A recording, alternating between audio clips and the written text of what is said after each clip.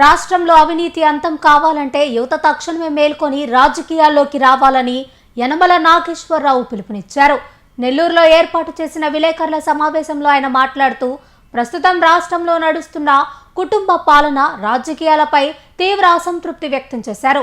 ఒకసారి ఎమ్మెల్యే అయిన తరువాత వారి బిడ్డలు, కుటుంబ సభ్యులు తప్ప ఈ రాష్ట్రంలో మరెవ్వరూ రాజకీయాలకి పనికిరారా అని ఆయన నిలదీశారు. కుటుంబ రాజకీయాలను ప్రోత్సహించడం ప్రజాస్వామ్యానికి చేటని మండిపడ్డారు. ఇదే సమయంలో కూటమి ప్రభుత్వంపై వైసీపీ నేతలు చేస్తున్న వెన్నుపోటుకు రెండేళ్లు ఆందోళనపై యనమల నాగేశ్వరరావు తీవ్ర స్థాయిలో విరుచుకుపడ్డారు. ప్రపంచ జ్ఞాని, ఐక్యరాజ్య సమితే అతనికి ప్రపంచ జ్ఞాని అని బిరుదొచ్చింది. ప్రపంచ దేశాలే అతని కొనియాడినాయి ప్రపంచ జ్ఞాని. రెండోది, బాబాసాహెబ్ ఫాల్కే అవార్డు గ్రహీత, భారత రత్న. అదేవిధంగా మన రాజ్యాంగ నిర్మాత, తర్వాత భీమ్రావ్ రామ్జీ అంబేద్కర్. అయ్యా, మనకు ఒక రాజ్యాంగాన్ని ఇచ్చినాడు. రాజ్యాంగంలో అన్ని కులాలకు సమానమైన హక్కులు కల్పించినటువంటి గొప్ప వ్యక్తి బాబాసాహెబ్ అంబేద్కర్ గారు. ఆయన ఆనాడే చెప్పాడు, మనకు అసలు ఓటు హక్కుని కల్పించినటువంటి మహోన్నతమైన వ్యక్తి బాబాసాహెబ్ అంబేద్కర్.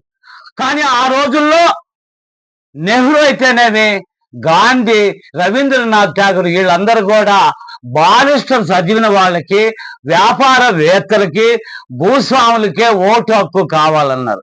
అప్పుడు ఆలోచించాడు, ఒరే నా జాతి, నా అణగారిన వర్గాలు, వీళ్ళకి ఓటు హక్కు కల్పిస్తే వీళ్ళకి ఎక్కడ న్యాయం జరగద్దని అప్పట్లోనే వ్యతిరేకించి రాజ్యాంగంలో అప్పట్లో 20 సంవత్సరాలకి మనకు ఓటు హక్కు కల్పిస్తే ఏ రోజుకైనా నా అణగారిన వర్గాలు వాళ్ళ ఓట్లు వాళ్ళు వేసుకొని అధికారంలోకి వస్తారనే పద్ధతితో ఆయన రాజ్యాంగంలో హక్కులను కల్పించినాడు.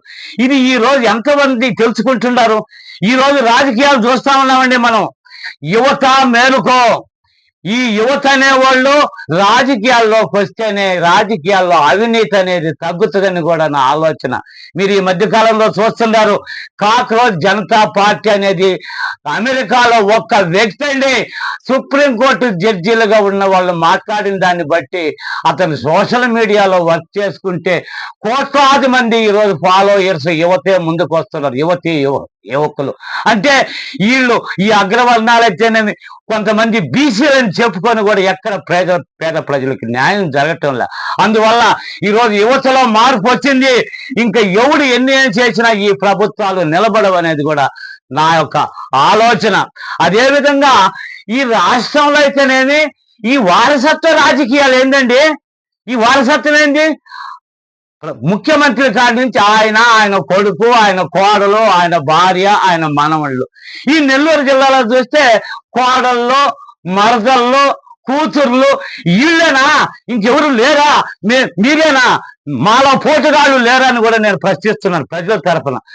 ఎన్ని సంవత్సరాలండి మేము మీకు ఓట్లేసి మీరు పోటుగాళ్ళు అయిపోయి అంటే మీరు దోచుకోవటమే. ఇప్పుడు ఇంకో 2 విషయాలు చెప్తానండి. గత ప్రభుత్వంలో అవినీతి, అరాచకాల, అన్యాయాల మీద ఎవరు కూడా ప్రశ్నించేవాళ్ళు కాదు, వాళ్ళకు భయపడినారండి. ఈ ప్రభుత్వం వచ్చిన తర్వాత అవినీతి తెలుసండి.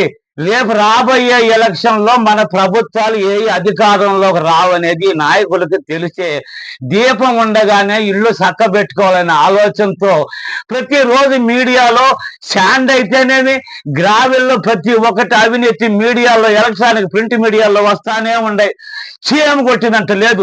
కింద నుంచి పై దాకా ఏ రోజుకి ఆ రోజు సాయంత్రంలో ఫోన్ పేల్లో కొడతారో ఏం చేస్తారో మాకు తెలియదు. వీళ్ళ డబ్బే ప్రధానంగా ఉండారు ఈ రోజు రాజకీయ నాయకులు. దోచుకోవటమే ఎట్టా రేపు మనం రామని. కానీ యూత్ మాత్రం అన్ని ఆలోచిస్తా ఉండారు. రేపు భవిష్యత్తులో యూత్ చేతిలోకే ఈ యొక్క రాజకీయాలు పోతున్నాయి. మీకు తెలుసు ఆ కాక్రోచ్ పార్టీ పరిస్థితి ఏందని. దాన్ని కూడా పైన మేధావులుగా ఉండే వాళ్ళు ఆలోచిస్తారండి. ఈ దేశ అణగాని వర్గాలు అన్యాయం అయిపోతున్నారు, మనం వీళ్ళని కాపాడాలి, మనం దక్కే ఎవరు లేరని. అదేవిధంగా ఈ మధ్య మీరు చూస్తా 2 సంవత్సరాలు బీసీవై పార్టీ అనేది కూడా ప్రజల్లో తిరుగుతుంది. అదేవిధంగా మన ఏబి వెంకటేశ్వరరావు గారు ఐపీఎస్ రిటైర్డ్ డీజీపీ, ఆయన గారు కూడా మేధావులు రిటైర్ అయినటువంటి ఐఏఎస్ ఐపీఎస్ ఐఆర్ఎస్ అధికారులతో చర్చలు జరుపుతూ ఉన్నాడు. ఎందుకంటే మనం ఉద్యోగంలో ఉన్నాము, మన సర్వీస్ అంతా నిజాయితీగా పనిచేసాం, మన సర్వీస్ ఇప్పుడు అయిపోయింది కాబట్టి ఇంకనైనా మనం పేద ప్రజల కోసం సర్వీస్ చేయాల్సిన అవసరం ఎంతైనా ఉందని వాళ్ళు కూడా డిస్కస్ లో ఉన్నారు, పార్టీ పెట్టే ఆలోచనలో కూడా ఉన్నట్టుగా నాకున్న సమాచారం. ఇటువంటి వాళ్ళందరూ వస్తున్నారు. ఇక నెక్స్ట్ ఈ రెండు పార్టీలు ఈ మధ్య చూస్తే వైఎస్ఆర్ పార్టీ తెలుగుదేశం పార్టీ ఎన్నుపోటుకు 2 సంవత్సరాలు అని పోస్టర్లు పెట్టుకొని మీరు ప్రచారం చేస్తున్నారే, మీ బాబాయ్ గొడ్డలి పోటుకి ఇప్పటికి ఎన్ని సంవత్సరాలు? ఒకటి. రెండోది, నీ తండ్రి శవాన్ని ఆడబెట్టి నువ్వు ముఖ్యమంత్రి కావాలని సంతకాల సేకరణకి ఎన్ని సంవత్సరాలు అనేది కూడా ఆ 2 పోస్టర్లు కూడా మనం మీ పక్కన పెట్టుకొని ఉంటే బాగుండేమో అని అనిపిస్తుందండి.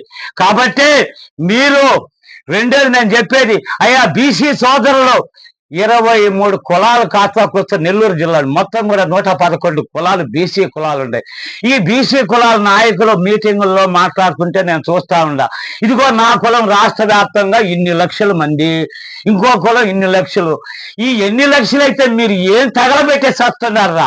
ఈ రోజు అధికార పార్టీ ఓసీలుగా పరిపాలించే వాళ్ళ పార్టీలో వాళ్ళ కాళ్ళ దగ్గర కూర్చొని వాళ్ళు చెప్పులు మోసే పరిస్థితుల్లో మీరుండారే, మీ ఆత్మగౌరవాన్ని చంపుకొని ఈ బీసీలారా ఎన్ని రోజులు వాళ్ళ దగ్గర మీరు ఊడిగం చేస్తారు? బయటికి రండి, రండి, మనలో సత్తా లేదా దమ్ము లేదా అని కూడా నేను మిమ్మల్ని ప్రశ్నిస్తున్నా బీసీ సోదరులారా. ఎందుకంటే మన బీసీలు మైనార్టీ ఎస్సీ ఎస్టీలు మనం ఒక కూటమిగా ఏర్పడితే మన సత్తా ఎందుకు చూపించలేమా? మీకు ఆ దమ్ము లేదా అని నేను మిమ్మల్ని క్వశ్చన్ చేస్తున్నా. ఈ మధ్య మైనార్టీ సోదరుల్లో కూడా కొంత చైతన్యం వచ్చిందండి. నేను చూసినాను ఆ షాదీ మందిర్ కోటమిట్టలో అన్ని పార్టీల్లో ఉన్న మైనార్టీ సోదరులందరూ కూడా ఆడ కూర్చొని అప్పటికి కూడా అడుగుతున్నారండి వాళ్ళు, రేపు మేయర్ పదవి ముస్లిం మహిళకి ఇవ్వాలని. సోదరులారా, మీరు వేరే విధంగా అనుకోవద్దు. మన షమ్మీబాయ్ చెప్తా ఉంటాడు హిందూ ముస్లిం భాయ్ భాయ్ అని. అయ్యా, మనమందరం ఒకటైతే వాళ్ళని అడుక్కుంటున్నారే మీరు మేయర్ పదవి ఇవ్వని, మేము ఇంతమంది ఉన్నాం జనాభా, మా సత్తా ఇది అంటున్నారే. మీ సత్తా ఏందో మనం అందరం కలిసి బీసీ ఎస్సీ ఎస్టీలు మనం కూటమిగా ఏర్పడితే మనం క్యాండిడేట్ని మన మహిళల్ని మనం కావాల్సిన దగ్గర పోటీలో పెట్టుకొని గెలిపించుకునే నమ్మకం మీకు లేదా? లేనప్పుడు ఎందుకు మీరు ఇంత జనాభా ఇన్ని లక్షలని వాళ్ళని ప్రాధాన్యపడుతున్నారు? వాళ్ళని అడుక్కుంటే వాళ్ళు సీట్లు ఇస్తారా? కాంశీరామ్ గారు చెప్పినారు, మాన్యశ్రీ కాంశీరామ్ గారు ఒకే ఒక స్లోగను, కుర్చీలు మనం లాక్కోవాలంటే మనందరం కూడా సంఘటనకు అప్పుడే మనకు అధికారం వస్తుంది అని. కాబట్టి ఈ అడుక్కునే ఆలోచన వద్దండి. బీసీ సోదరులు కూడా నేను చూస్తూ ఉంటానండి, ఒక్కొక్క ప్రోగ్రాం పెట్టేది మాకు చట్టబద్ధత కల్పిస్తుంది, అది తోటకూర. మీరు బతిలాడని రోజు వాళ్ళకి తెలుసండి, కూడా ఇంకా వీళ్ళు అడుక్కు తినే పరిస్థితుల్లోనే ఉండారు. కాబట్టి ఏమీ జరగవండి. మనకు మహానుభావుడు అంబేద్కర్ రాజ్యాంగంలో హక్కులు కల్పించినాడండి. వాటిల్ని మనమే అధికారంలోకి వచ్చి మన యువతను ముందు పెడతాం, మనం వెనకుంటాం. యువత నిజాయితీగా పనిచేస్తారండి. జెంట్స్ అయితేనేవి లేడీస్ అవినీతి అనేది అప్పుడు తగ్గాల్సిందే కానీ ఈ లోపల తగ్గే ప్రసక్తే లేదు వాళ్ళని గెలిపించినంత వరకు.